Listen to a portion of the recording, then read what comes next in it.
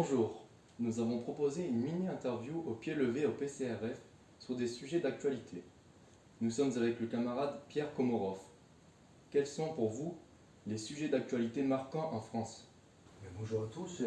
Il faudrait plus, je pense, d'une mini-interview pour aborder des sujets d'actualité, même les plus marquants, et même un seul sujet en profondeur.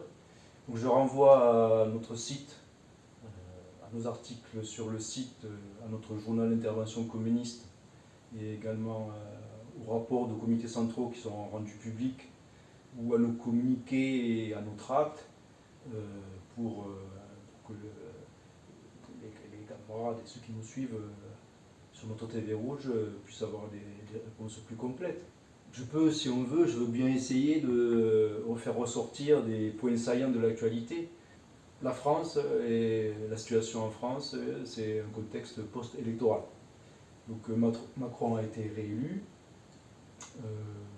Le programme de Macron, du gouvernement Borne, et ses projets sont ceux, dans la continuité, ils sont ceux des monopoles, donc des grandes entreprises, des conseils d'administration des monopoles. On le voit avec ce qui a non seulement été annoncé, mais aussi qui a commencé à être mis en œuvre, donc que ce soit sur la retraite à 65 ans, que ce soit sur le RSA, sur la soi-disant grande sécurité sociale, qui est une façon de la miner et de l'attaquer, de la remettre en cause, que ce soit sur le SNU, le Service National Universel, sur donc la soi-disant valeur travail qui doit être mis en avant, sur la militarisation de l'économie qui est en marche et qui va être renforcée, ainsi que sur la politique de l'impérialisme français dans le monde, contre les intérêts des peuples du monde entier. Donc c'est le programme, c'est la feuille de route des conseils d'administration des monopoles, des grandes entreprises. Ça n'a pas été une grande surprise que Macron soit élu. On a eu dans le mouvement populaire certains militants, on va dire, ou certains travailleurs qui nous expliquaient que c'était impossible que Macron soit réélu parce qu'il avait tellement mis à mal, on va dire, tellement écrasé, et même par la force, les mouvements ouvriers et les protestations sociales, qu'il n'était pas possible qu'il soit réélu, mais ça ne fonctionne pas comme ça. Nos idées ou ce qu'on a dans notre tête, c'est pas la réalité sociale, toujours la réalité sociale. Donc c'est pas comme ça que ça a fonctionné. Macron a joué à fond sur les institutions bourgeoises avec le vote utile. Cette idée que notre vote soit utile, c'est-à-dire qu'on vote pour quelqu'un ou pour les quelques-uns qui ont une chance d'être élus. Donc, comme ça, notre voix, elle sert à quelque chose. On choisit entre les deux ou trois et notre voix compte. Donc cette idée du vote utile grâce aux institutions de la 5e monarcho-république depuis 1958, ça a joué à fond. On peut dire aussi qu'il a joué la carte ceux qui défendent le système, des gens raisonnables et sérieux avec un projet sérieux, contre les soi-disant anti-systèmes qui vont tout mettre à mal et qui vont faire s'effondrer la stabilité. Il a joué cette carte-là, appuyé par la presse internationale, puisque même l'Union européenne est intervenue avec le couple franco-allemand, célèbre couple franco-allemand. On a vu l'Allemagne soutenir Emmanuel Macron pour qu'il soit élu. Bon, alors il n'y a pas que l'Union européenne qui est intervenue, ni l'Allemagne, puisque du PCF, on va dire, jusqu'à Sarkozy, en passant par tout un tas de gens au deuxième tour, tout le monde a appelé à voter Macron.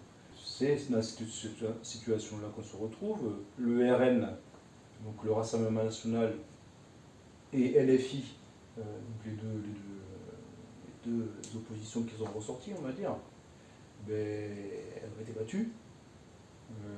Malgré des gages de bonne conduite ou des gages de sérieux, on va dire, qui ont été donnés à la fois par le RN et par LFI, sur le sujet de l'Union européenne d'ailleurs. Ils ont donné des gages de respectabilité. Et ça n'a pas suffi. Donc le gouvernement a une majorité et donc on le voit, comme on l'avait annoncé, hein, gouverne avec les Républicains. On le voit sur la première loi sur l'inflation, sur le pouvoir d'achat, dite sur le pouvoir d'achat, avec les Républicains et le Rassemblement national. Ils ont obtenu plus de 390 voix sur ce projet, ce qui est bien plus que les 240 et quelques députés de la Macronie. Donc on part sur ce type de gouvernance. Le RN peut dire qu'il s'institutionnalise en rentrant à l'Assemblée nationale. Il va d'ailleurs récupérer des monnaies financières qui vont peut-être le sauver sur le plan des finances. Mais cette institutionnalisation, c'est pas forcément. Il y a aussi des dangers pour lui. Hein. Par exemple, son discours populaire peut être mis à mal. On va dire populiste, mais son discours soi-disant populaire va être mis à mal. Parce que déjà, sur leur pouvoir d'achat, on l'a vu, ils ont fait des diatribes, ils ont attaqué fortement l'augmentation du SMIC. Ils ont été contre l'augmentation du SMIC, ils ont fait tout un discours contre l'augmentation du SMIC. Donc il y a des choses qui vont ressortir aussi en s'institutionnalisant. On va voir aussi que, évidemment, ce qu'on a pu démontrer, nous, du point de vue marxiste, c'est que le Rassemblement national défend le capitalisme comme Macron et comme LFI, même si ce n'est pas le même capitalisme. Donc là, la situation, c'est aussi l'émergence de la NUPES. Donc la NUPES qui, grâce à LFI, a émergé et a permis de remettre en selle le Parti socialiste, donc le PS, qui a été un des deux piliers de la dictature du capital pendant 40 ans en France, et donc il est remis en selle avec la NUPES. Alors même s'il joue sur plusieurs tableaux, il est dans la NUPES, il est à moitié un pied dedans, à moitié dehors, et puis il est aussi en dehors de la NUPES. Hein. Ça nous rappelle 2005, pour les plus anciens, 2005 et le vote sur le référendum sur l'Union européenne, où ils ont joué plusieurs cartes. Il y a du PS qui était pour le oui, et il y a du PS qui était pour le non, préparant toutes les situations. Donc le PS est remis en scène, ça on l'avait annoncé, c'était un des dangers de la relance de la social-démocratie. Donc avec le PS et en se verdisant, en étant sur du capitalisme vert. Donc on est dans une forme aussi de fin de recomposition politique ou d'affirmation d'une recomposition politique autour de Macron et de cette situation post-électorale. Bon, on a vu même, d'ailleurs, grâce à la NUPES, je ne sais pas si ça a été suivi par tout le monde, mais en tout cas nous le suivons, il y a même un député trotskiste qui a été élu, peut-être pour la première fois de l'histoire, député de l'histoire de cette République, en tout cas, puisqu'il y a un député POI qui a eu le gage, qui a eu le serment de la NUPES et qui a été élu, je crois, dans une circonscription de Seine-Saint-Denis. Tout ça, ça ne se fait pas sans surprise, il n'y a pas rien de cri. Comment dire, on le voit maintenant quasiment à chaque élection présidentielle. Il y a des surprises. Bon, cette fois-ci, ça a été Zemmour, on peut dire, la surprise. Le système, donc le dispositif du pouvoir et des institutions bourgeoises, il permet de lancer, de mettre sur orbite des nouveaux candidats, et on en a eu un peu à chaque présidentielle. Si vous regardez, il y en a eu un qui a été mis sur orbite. Cette fois-ci, ça a été Zemmour. Mais toujours, le moment des élections présidentielles, c'est un moment décisif, important, on va dire, pour duper les masses avec leur propre consentement. C'est-à-dire avec leur vote. C'est pas rien. Lénine explique que c'est un des plus grands mythes de la démocratie bourgeoise, c'est justement le suffrage universel. intéressant c'est toujours intéressant de lire Lénine, mais peut-être qu'on pourrait approfondir quand Lénine il parle de démocratie tronquée, de réaction sur toute la ligne, etc. Comment il explique de façon scientifique ce que c'est que la dictature du capital, et c'est tout à fait éclairant en fait. Mais est-ce que cela veut dire qu'il n'y a plus de droite et de gauche? Donc je pense que par là, tu veux dire, c'est quand je parle de système, de ceux qui sont pour le système et ceux qui sont contre le système, cette mise en avant de ça au moins des élections, est-ce que ça veut dire qu'il n'y a plus de droite ou de gauche?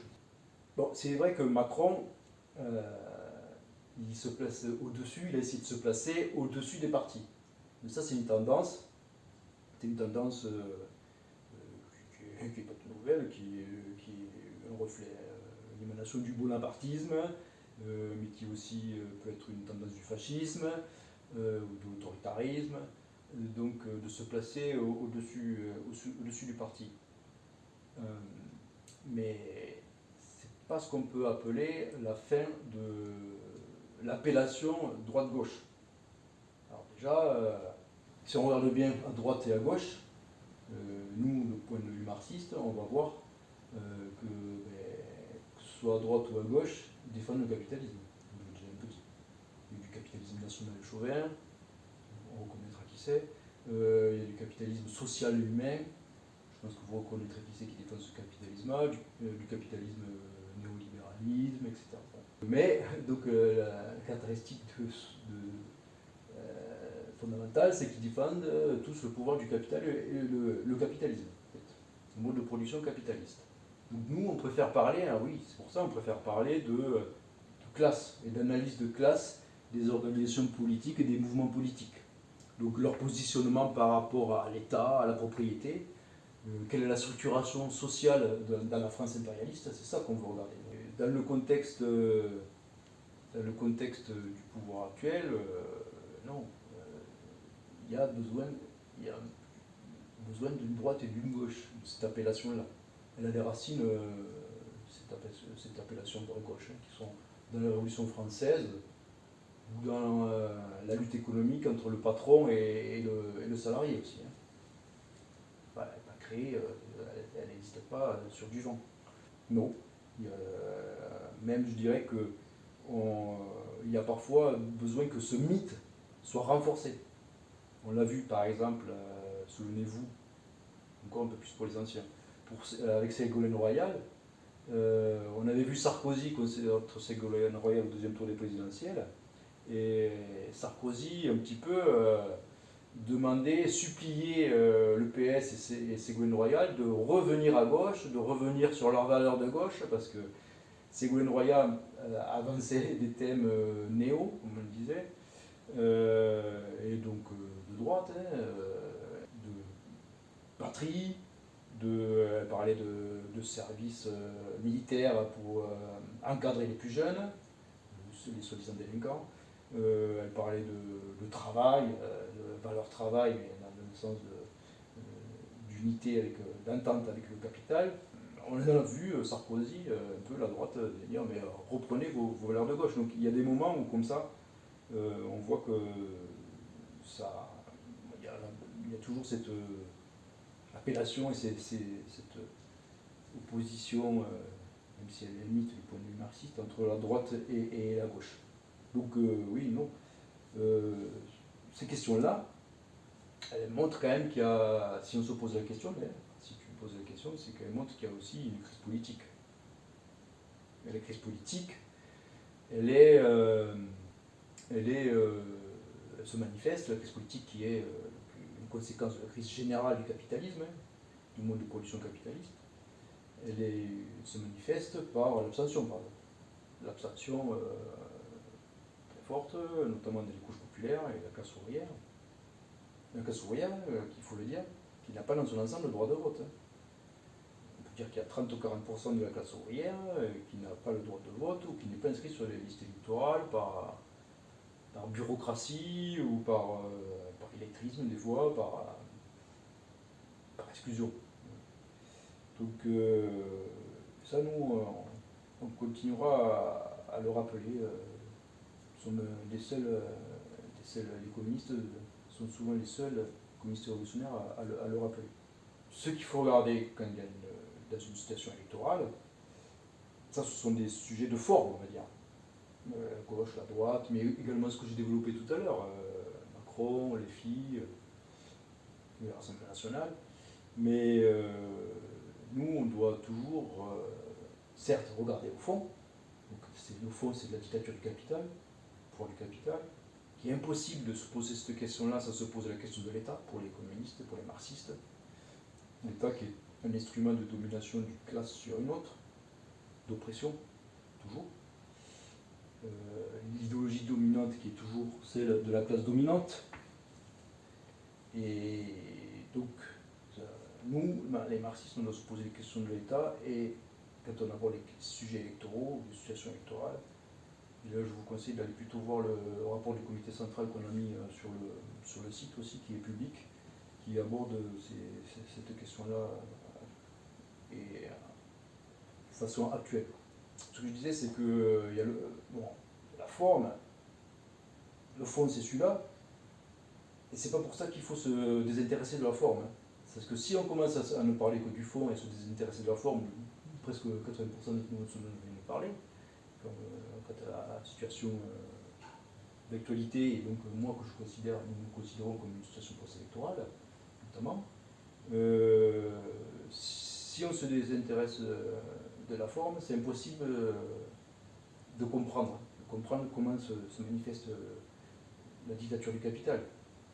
C'est pas anodin de voir comment la bourgeoisie contre le prolétariat et la classe ouvrière, comment ça se traduit dans leur formation politique, dans leur représentation de leurs organisations.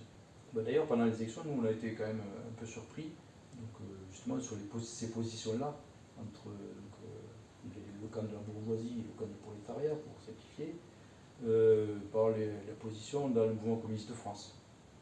Dans le mouvement communiste de France, alors on ne passe pas le PCF là-dedans, hein. Le PCF n'est pas communiste. Dans le mouvement communiste de France, nous sommes trouvés, par exemple, à avoir des candidats aux législatives, et un peu à notre surprise quand même,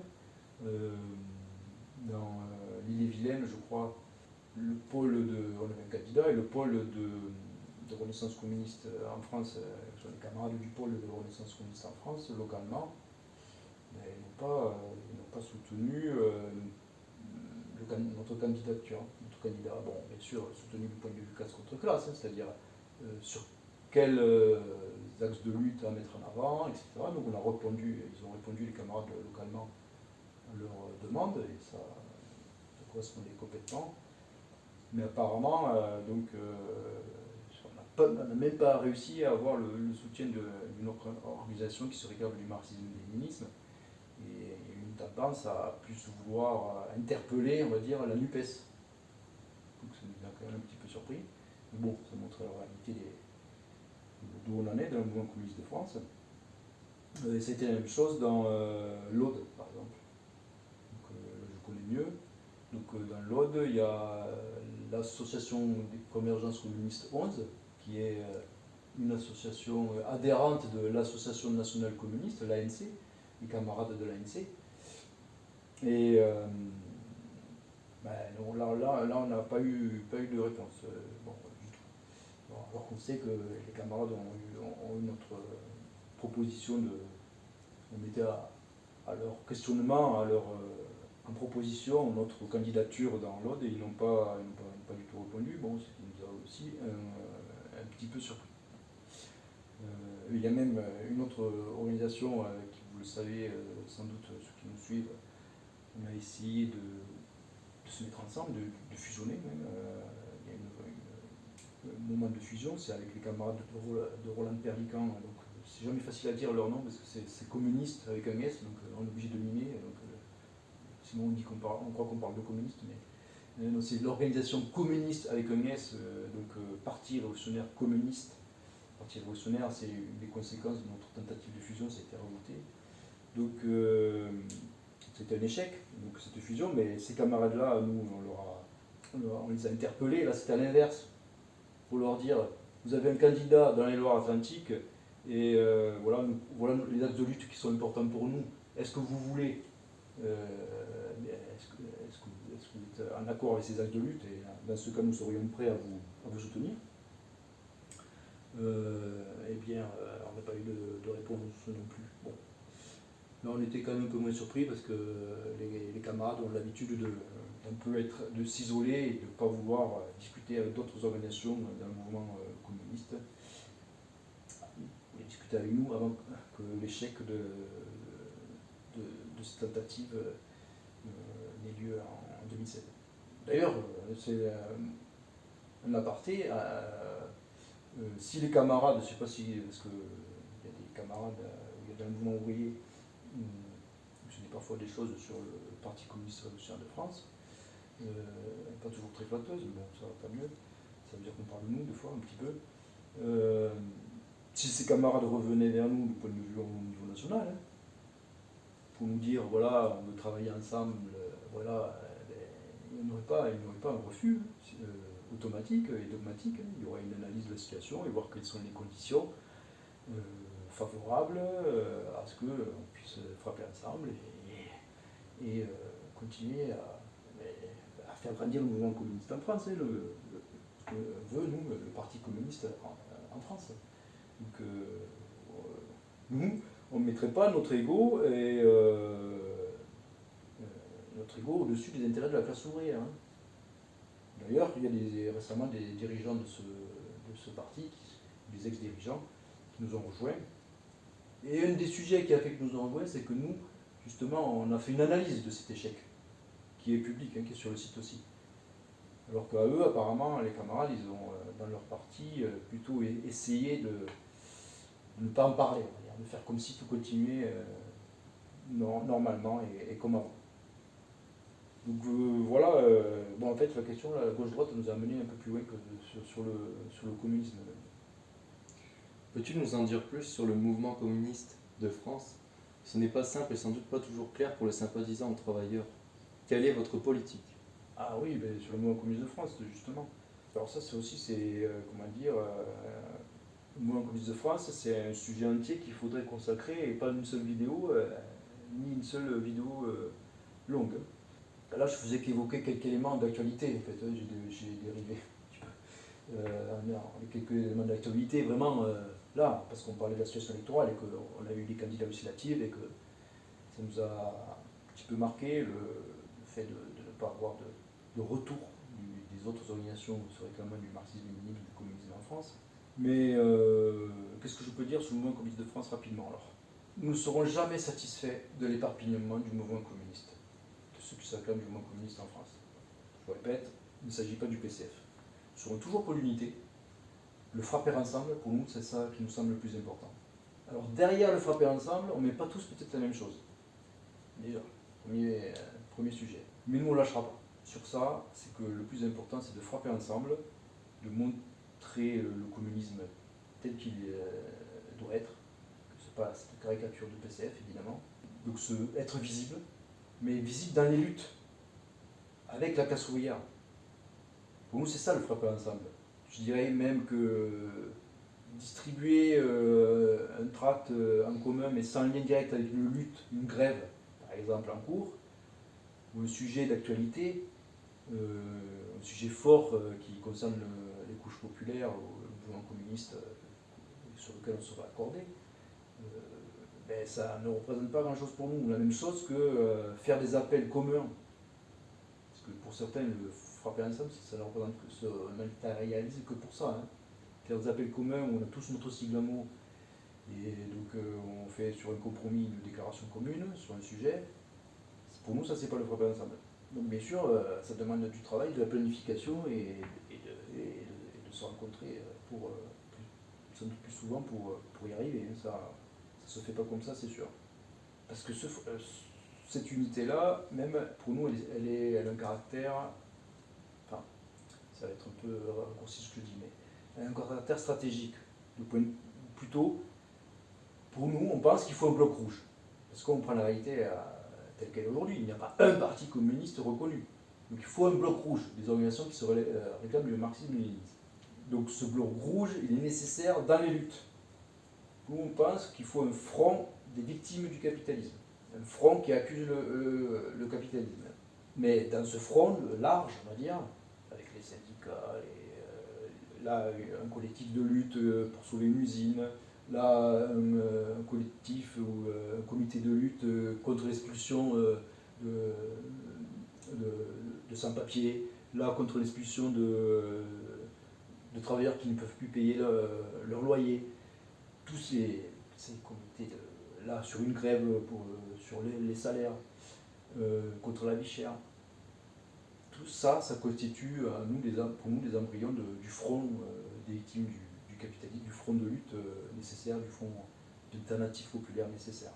Avec aussi les associations qui se battent pour le droit des femmes, contre l'impérialisme, etc., etc. Donc, dans ce front large, il faut qu'il y ait un bloc rouge à l'intérieur de ce front qui va essayer, par son travail politique, d'en devenir hégémonique et donc de pouvoir le mener. Donc on voit bien que c'est pas nous tout seuls qui pourrions faire ça. Et ça, nous, on ne pense pas qu'il faille attendre qu'il y ait le Parti communiste déjà construit pour le faire. Parce que le Parti communiste déjà construit, de notre point de vue, c'est plusieurs générations. Hein. Il y en a qui pensent qu'en quelques années comme ça, ou parce qu'ils vont créer un groupe, ils vont arriver, ils vont avoir une ligne dite pure, ce qui n'est pas possible, donc, forte, et que tout le monde va se rallier à eux. Non, ça ne marche pas comme ça. Donc ça, pour nous, c'est une façon même de construire le Parti communiste, de créer ce front large de lutte, et ce bloc rouge. Donc ce que je disais sur l'éparpillement, nous, on ne s'en satisfera pas. Et la création du parti, là je vais aller vite aussi, c'est quelque chose d'inédit en France. Hein. Ça n'a jamais existé. Le PCF, il ne s'est pas créé comme ça. Le PCF, il s'est créé à partir d'une scission majoritaire de la SFIO. Donc, ça n'est complètement différent. Et d'ailleurs, au début, le PCF n'était pas communiste. Hein, et Lénine a beaucoup écrit sur ça. Il a fallu tout un travail de l'international communiste et un travail de bolchevisation pour l'amener sur le bolchevisme et sur le communisme. Donc, on voit bien que c'est pas simple, mais on n'a pas d'autre solution que de se retrousser les manches et de faire ce qui n'avait encore jamais été fait. Ces questions-là, elles peuvent pas, de la création du parti, donc j'ai dit frapper ensemble, elles peuvent pas être, elles sont dissociées, elles sont indissociables de la confrontation théorique nécessaire, la démarcation théorique, de voir quelles sont les convergences et les divergences, parce qu'il y en a, ça, certains pourront même trouver qu'il y en a beaucoup. Il y en a de plus en plus, il semblerait, y compris au vu de la situation internationale. Donc ça, nous, on peut en tout cas nous octroyer le mérite d'avoir travaillé à étudier les sources de l'opportunisme en France, les sources de l'opportunisme dans le communisme, dans le mouvement ouvrier en France. Et d'ailleurs, ça nous a valu une reconnaissance internationale, hein, que ce soit par le KKE ou autre. C'est ça qui nous a valu cette reconnaissance internationale. Ces sources de l'opportunisme, elles remontent à très, très loin dans le mouvement ouvrier. Donc elles sont là encore aujourd'hui. Et bon, cette reconnaissance internationale était aussi possible parce que on a commencé une liaison, nous avons eu un début de liaison avec les masses, avec la classe ouvrière. Il faut rester modeste. Mais dans nos mots d'ordre, dans notre travail politique. C'est ces deux qui ont fait que nous avons gagné cette reconnaissance, cette modeste reconnaissance.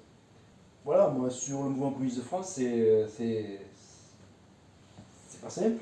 Je pense qu'on pourrait consacrer toute une vidéo. Je crois qu'on a, ça me fait penser, je crois qu'on a sur notre site, peut-être que ce soit un petit peu plus clair que ce que je raconte là, sur notre site, vous pouvez trouver dans, oui là j'y suis, dans Qui sommes-nous, la rubrique Qui sommes-nous, tout un programme.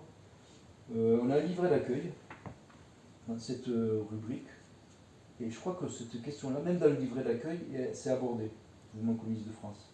Ce petit livret d'accueil qui est en 2 pages à 4 recto verso et pour un seul parti communiste en France, ça s'appelle. Ça va venir, ça va être plus clair que ce que je dis, puis ça a déjà été mieux réfléchi, je pense. Le mouvement communiste en France est divisé en plusieurs groupes ayant rompu à des degrés variables avec le PCF. Beaucoup sont porteurs de l'héritage opportuniste. Leur ligne consiste à rechercher une étape préalable nationale ou antilibérale au socialisme. Au contraire, le PCRF travaille dès maintenant, le Parti communiste révolutionnaire de France, à conscientiser le mouvement ouvrier et populaire sur le socialisme comme seule alternative.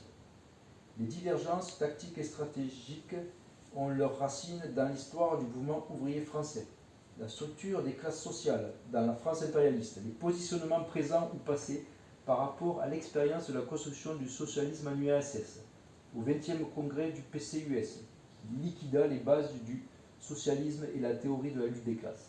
Elles ne doivent pas être un obstacle à l'unité de lutte des communistes révolutionnaires contre le capital.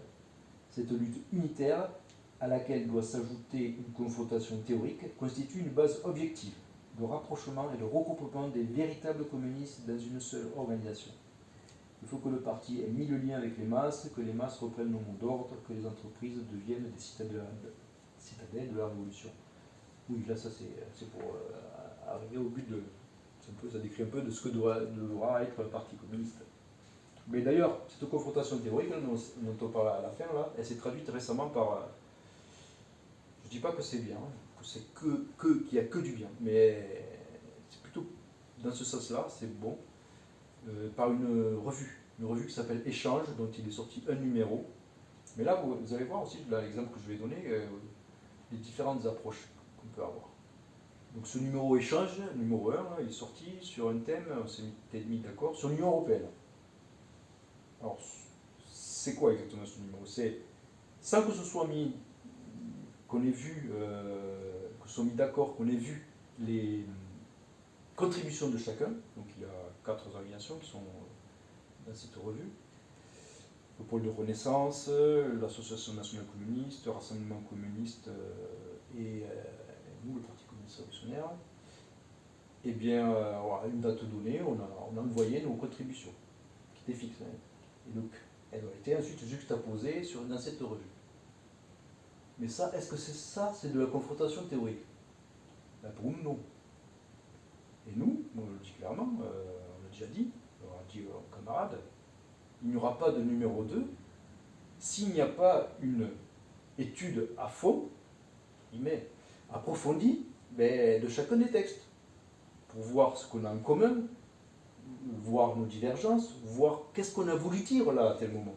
Parce que parfois, quand on écrit quelque chose, c'est mieux de l'expliquer, hein, de prendre du temps pour expliquer une formule ou une phrase, un concept. Et donc ça, nous, on attend, ça fait maintenant, ça fait 9 mois que c'est sorti, ou 6 mois. Mais bon, ça faisait longtemps, on l'a écrit il y a environ 8 ou 9 mois, cette contribution sur l'Union européenne.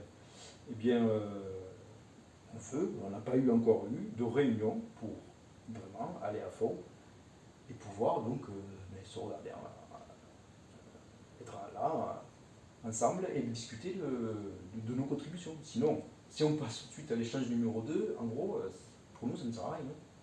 Il n'y a pas eu la confrontation théorique nécessaire. Indissociable du frapper ensemble. Si on ne fait que la confrontation théorique, ça ne marchera pas. On ne pourra pas comprendre et avancer dans le mouvement communiste en France. Faire ressortir, de notre point de vue, la ligne politique communiste la meilleure.